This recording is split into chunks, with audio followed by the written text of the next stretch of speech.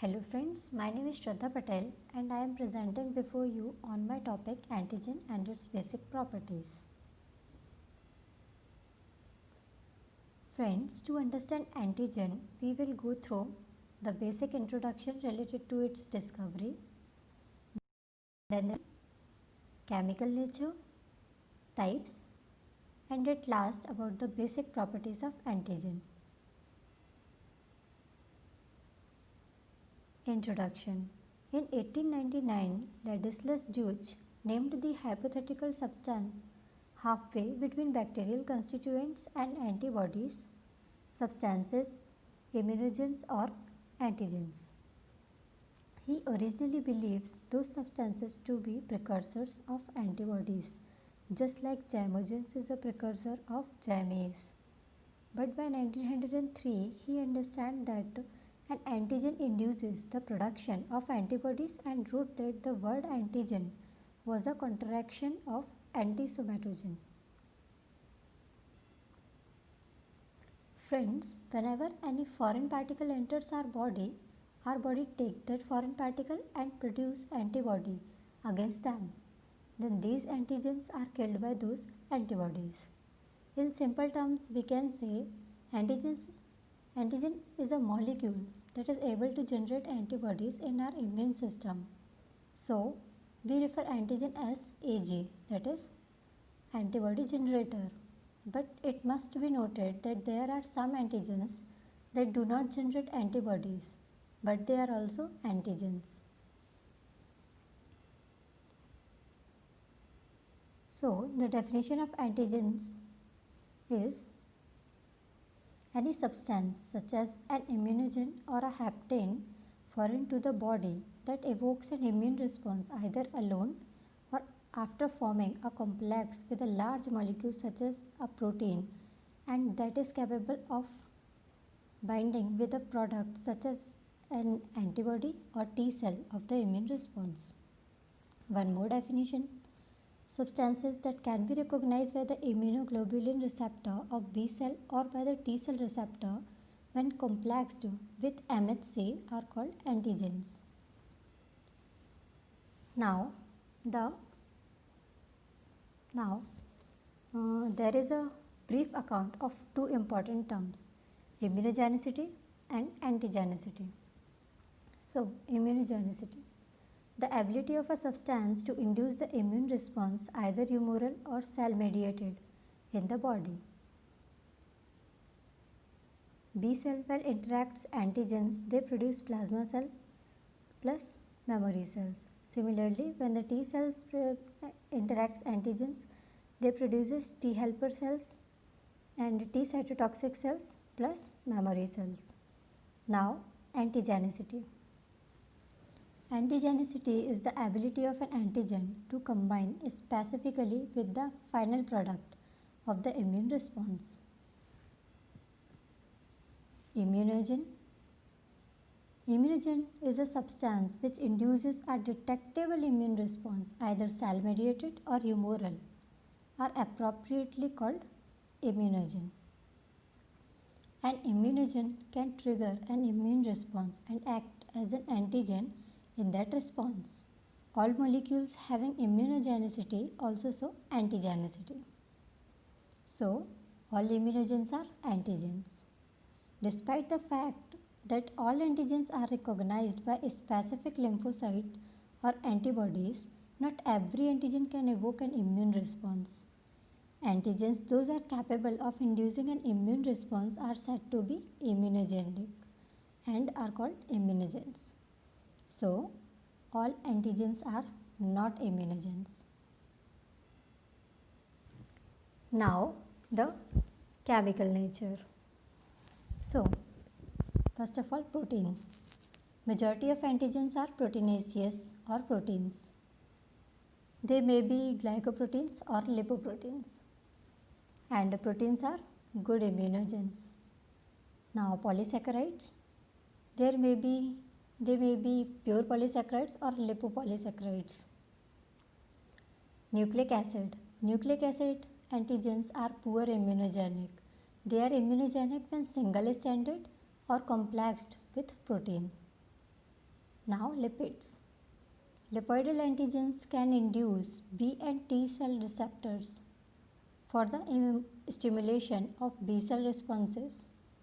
Lipids are used as haptens and attached to suitable carrier molecules such as keyhole lymphocyte hemocyanin KLH or Bowen serum albumin, that is PSA.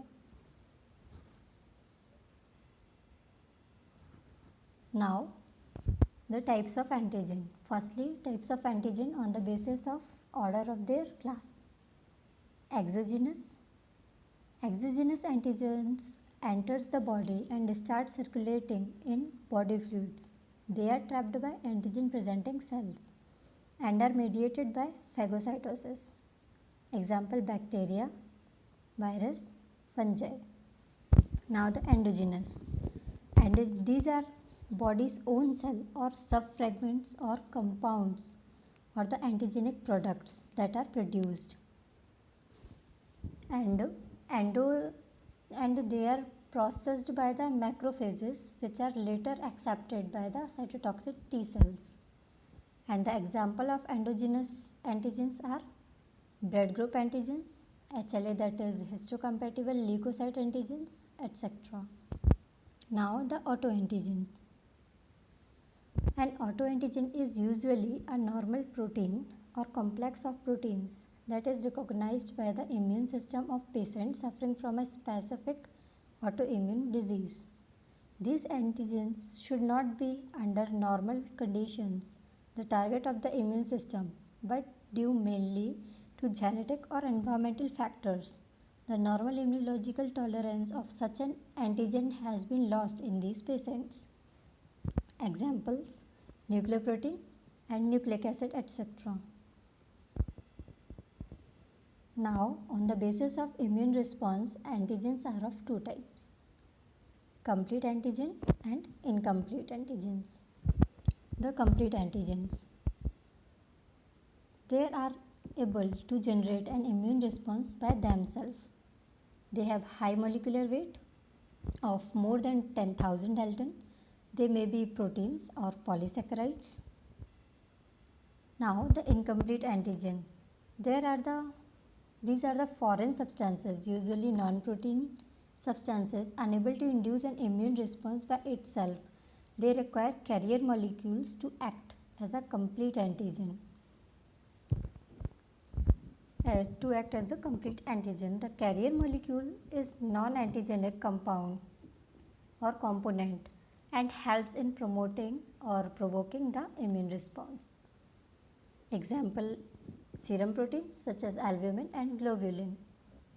Now, the incomplete antigen. The incomplete antigen has low molecular weight, that is less than 10,000 Daltons. Now the haptens.